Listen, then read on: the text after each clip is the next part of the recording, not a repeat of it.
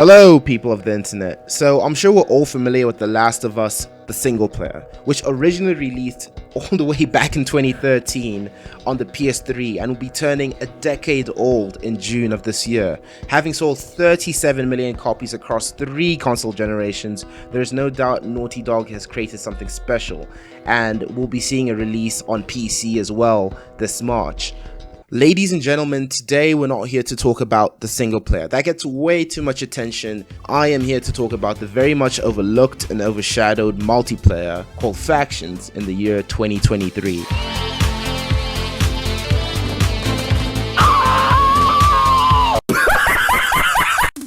So, is it any good?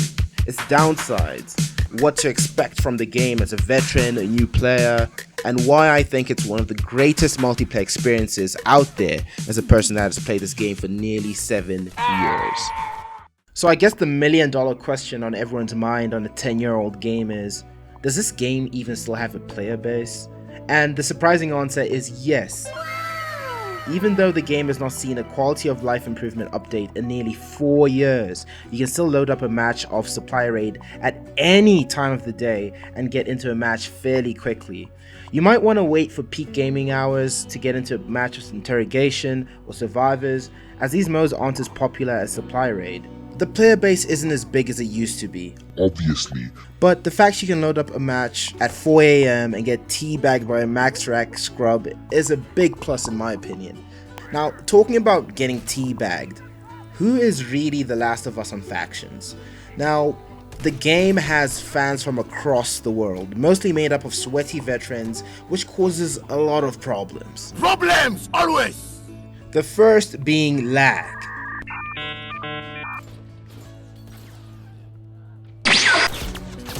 Where did that guy come from, bro? What the hell?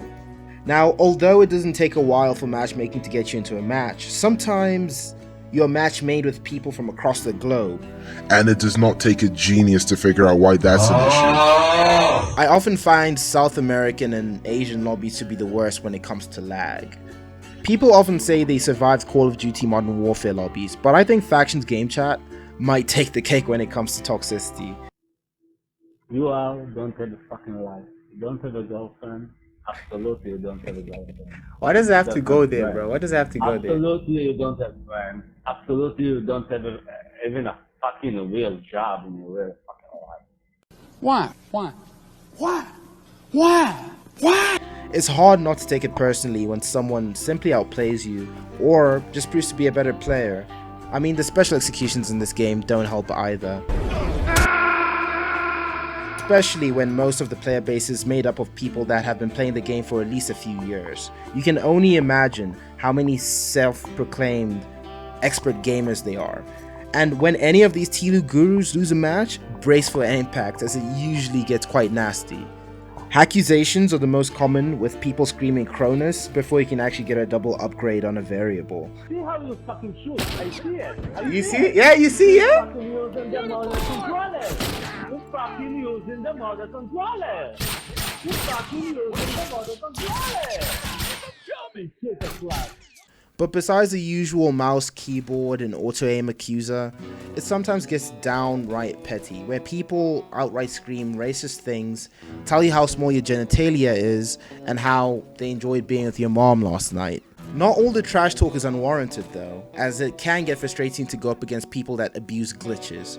The game was last updated a few years before the dinosaurs went extinct, and there are a few glitches that make the game quite unplayable. Wall shooting, crab walking, out of bounds shooting, and lag switching are some of the many glitches that plague the game so late in its life cycle. And to be fair, it's only right to trash talk and get revenge on people who exploit these glitches. I mean, some of my most popular videos are me beating these cheaters, because when is it never satisfying to beat these vile human beings? Besides the occasional toxicity, what can you expect from the game in 2023? And that's what I'm here to answer. The game has always had a heavy focus on teamwork, and now that's going to matter more in 2023 more than ever. The game was never meant to be played like Call of Duty. Stop running, my guy. Jeez, this is why they know where we are. Working together is key, and communication is vital to win matches, especially when going up against full teams of sweaty veterans. There's only so much you can do as a solo player, but I repeat, never underestimate a last man standing. Being a team player can feel so rewarding, as it's not always about getting the most kills. There's so many different ways to play the game by utilizing different perks and weapons, even if you're playing the same map for the 1 millionth time. Using different strategies and perks keeps the gameplay loop fun and fresh.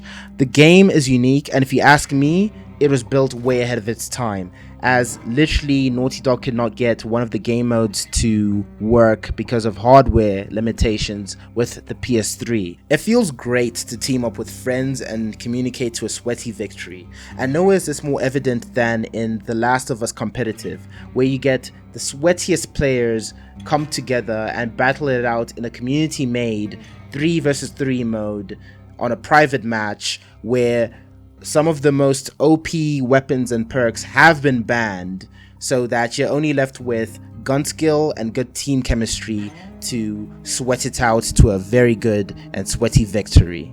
The game still unfortunately has pay to win mechanics.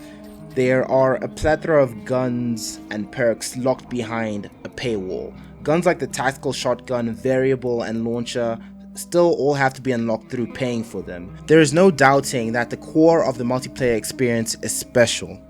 Naughty Dog truly created something unique here. There isn't any other game on the market that gives you the same experience, from the adrenaline-inducing comeback situations to the 1000 IQ stealth plays that leave you feeling like Batman.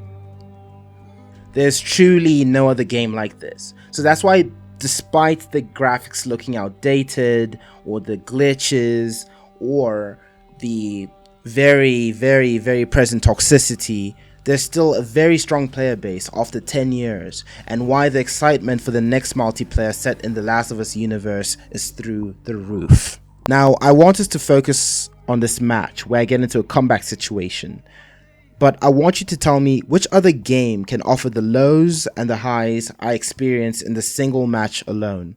Ladies and gentlemen, this is The Last of Us multiplayer in 2023.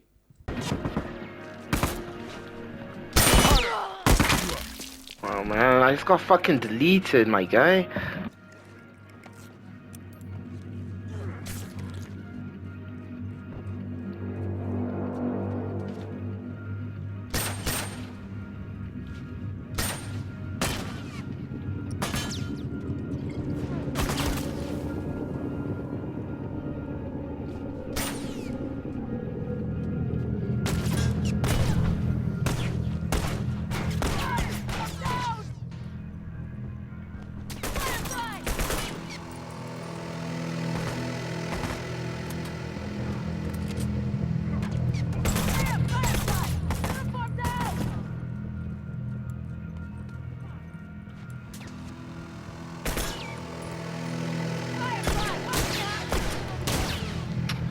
Shorty, my guy.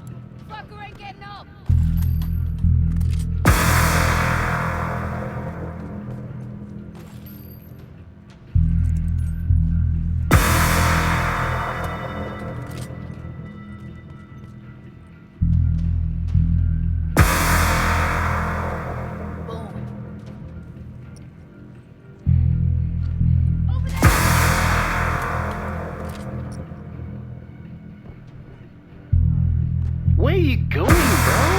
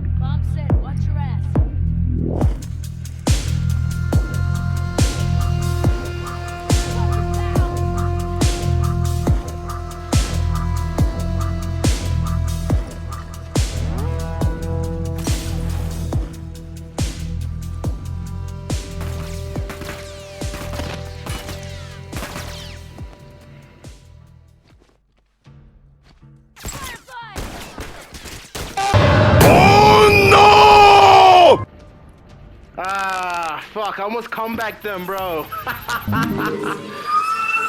Ah, so close. Ah, GG, good